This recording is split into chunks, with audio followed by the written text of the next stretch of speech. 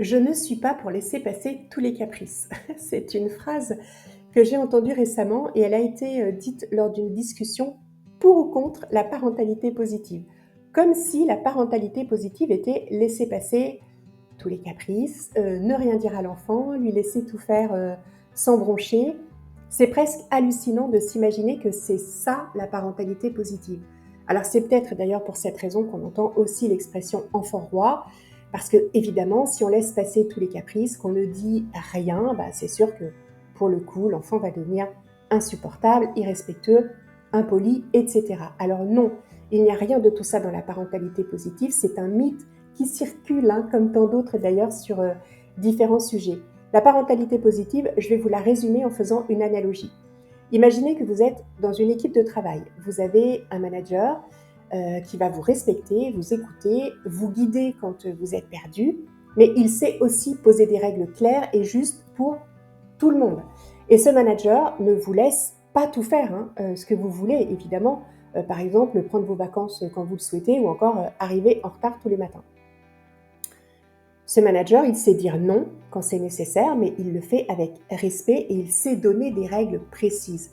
Résultat, vous allez vous sentir en confiance, motivé, vous savez où sont vos limites et vous pouvez donner le meilleur de vous-même dans un contexte comme celui-là.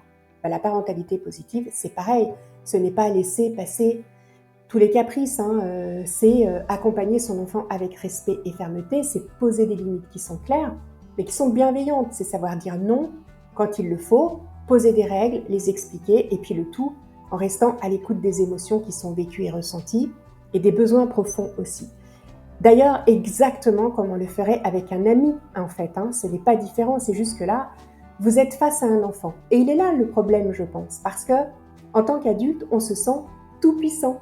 Et on pense qu'on a le droit d'être blessant, de crier, de s'emporter. Ce qu'on ne ferait pas avec un ami, on est d'accord, mais on le fait face à l'enfant, parce qu'on a toujours fait comme ça depuis la nuit des temps. Et il existe d'autres façons de faire. Cette fameuse parentalité positive, qui n'est pas une parentalité laxiste du tout. Donc, prenons le temps de comprendre ce qu'elle est vraiment avant de la réduire à du laisser-faire, qu'elle n'est pas. Et si vous souhaitez découvrir ce qu'est cette parentalité positive ou bienveillante, on l'appelle ici comme ça, je vous invite à télécharger mon guide Parents éclairés, il vous explique tout. Et il y a plein de clés et d'idées pour commencer dès aujourd'hui. Le lien est quelque part autour de cette vidéo. Profitez-en, c'est offert. À bientôt.